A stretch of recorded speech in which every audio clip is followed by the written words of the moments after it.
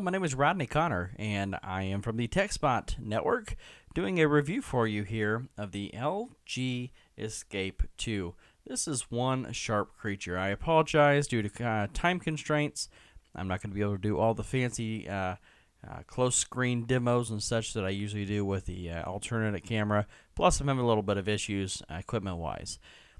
So first off, well, let me just bring it up here to you. This is one sharp device. I apologize for the glare there. There's the back of the LG Escape2. And then, of course, the very, very dark front. Now, I mentioned that. There is a good reason why I mentioned that. We'll get to that in a minute.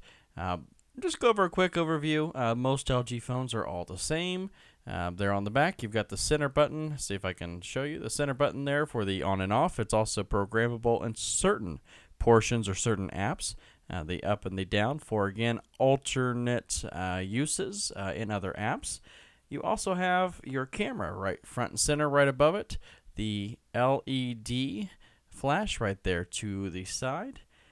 The external speaker is back here. I apologize, trying to reach the camera. The LG Escape2 speaker is back there on the back side. Again, very LG-esque. The microphone here is the bottom of the phone. You see that tiny dot there off to the side. And then, of course, the charging port in the center. All right, looking at the right side of the phone, you see absolutely nothing. On the left side of the phone, you see absolutely nothing. On the top of the phone, we see the headphone port and an additional, I believe that is an additional recording microphone for the video, of course. So that's just kind of the brief overview there of the external part of the phone. One thing I should mention too, if you didn't notice when I was showing you, part of the features, see if I can get the angle right here so you can see. The phone has got a slight curve to it, just on the back though, not on the face. The face itself is still flat. It's just, there we go, you can see the curve a little better that way. Just the back so that it fits in your hand a little better, just like the LG G Flex that I did review about a year ago on. So moving on to the details of what makes this phone so great. First off, just like any other new phone now, it is 4G LTE compatible. Bluetooth 4.0, Wi-Fi all the way up to A, B, G, and N. We've got Lollipop on this device, 5.0, Android 5.0 Lollipop, so the newest software, or at least the newest released software, is available here on this device. It's powered by a Snapdragon 410 processor, which is backed by a 1.2 gigahertz quad-core design. And this phone's a little different. It actually has a separate GPU listed, which is the Adreno 306 GPU. So it definitely is a better phone for, I guess, mobile gaming, we'll say. Even video playback is very clear. A lot of times, large videos, they kind of get etchy over a while. This device handles it very well. Behind the scenes a little further is the RAM, of course, 1 gigabyte of RAM, pretty standard for smartphones of this capacity. Internal storage is up to 8 gigabytes. External storage, which is down underneath the surface, is up to 32 gigabytes available through a MicroSD card. The battery, 2100 milliamp hour battery, a little less than the last couple of reviews I've done, however, still very capable for sure. It gives you up to 14 hours talk time and up to 17 days of standby time. I let this phone sit for nearly a week before I got around to it, and it held the charge almost the same as it was when I got it out of the box. So it definitely demonstrates, as much as this phone is reviewed and used, as AT&T passes it around, it still really holds up to its standards. Down to what everybody really likes these days, cameras.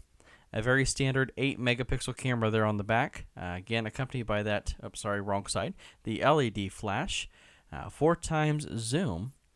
Some features I really like, again, LG standard. The gesture shot, where if you want to do a selfie and not try to bump the the phone just simply holds still, and you just raise your hand and make a fist. It recognizes that and snaps your picture. That way, you're not trying to get that selfie out there, and then when you go to hit that button, see, the phone moves. So, and one other great thing is when you're snapping photos from the rear-facing camera, touch the screen anywhere, and it will snap the picture. So again, that is a little easier on my iPhone, for example. I have a simple small little button, or iPhones, you can even use the volume button. Not a big deal, but you do tend to move the device when you try to do that. The front-facing camera is just 1 megapixel. Back to the rear-facing camera, though, I didn't tell you some of the best parts. Besides the gesture shot, you've got a burst mode or burst shot. Just sit there and hold it down, and it takes a burst of photos. You even have a timer of either 3 to 10 second timer. And then, of course, recording capabilities, up to 1080p recording and playback here on the LG Escape2. Not much to talk about on the front side. Again, the 1 megapixel, so you only get what you have to work with. So not really much to talk about. And in fact, actually on the AT&T website, there's nothing listed there other than 1 megapixel. So moving on to screen size, 4.7 inch diagonal measurement of a HD IPS screen. So very, very clear. That equates to 1280 by 720 resolution, or 16 million colors as well. Which color anymore, technology where it is, we're not really worried about that. We already know it's going to be very spot on. This phone actually is very light for a larger design. It's actually quite light, coming in at 4.2 ounces. Some key features that I like about the phone, I already mentioned the curved design that allows the phone to better fit into your hand, especially when you've got it. You're already trying to fight and hold it up. These newer, thinner phones, they don't always hold in your hand very well. They tend to want to just shoot out of your hand. So this kind of conforms more to the natural grip that most people have. I mentioned earlier that very, very deep dark screen. The reason I mentioned that is what's called in-cell touch display. Basically, that's an all black, completely blacked out display, which allows for very smooth, fast touch response. And very bright and vibrant coloring as well in the screen. So a couple of the great things that I mentioned. And of course, too, one other thing I mentioned in my last review that I liked about an LG device was guest mode. I really like the ability to have guest mode so that if you need to hand off your phone, you can hand it off knowing that it's okay. They just do their whatever you preset the standard to for them to open it up. So, in summary, I really did enjoy my extended time with the LG Escape2.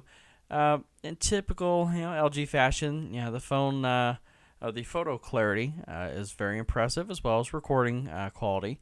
Playback just as well. And again, I apologize I didn't put the demos in like I usually do, but I just maybe hope you'll take my word for it. Everything else, as far as calls and everything, very standard, not much to really talk about. Speeds were great, and that's really all there is to talk about this awesome device. So I think I'm just going to clear it up or close it up with one last thing. Pricing, of course. No contract price. I'm going to mention that first. I usually don't, but I'm going to mention it because even that is impressive. You can buy this device straight off the shelf, no contract, for $179.99. That's not bad compared to a lot of other phones. Or you can opt for the AT&T Next plan, the Next 24 plan, $6 a month. That's chump change, no problem. So that is my review of the LG Escape2. Very impressive phone. I would buy it. My name is Rodney Connor. I'm from the TechSpot Network. You have a great day.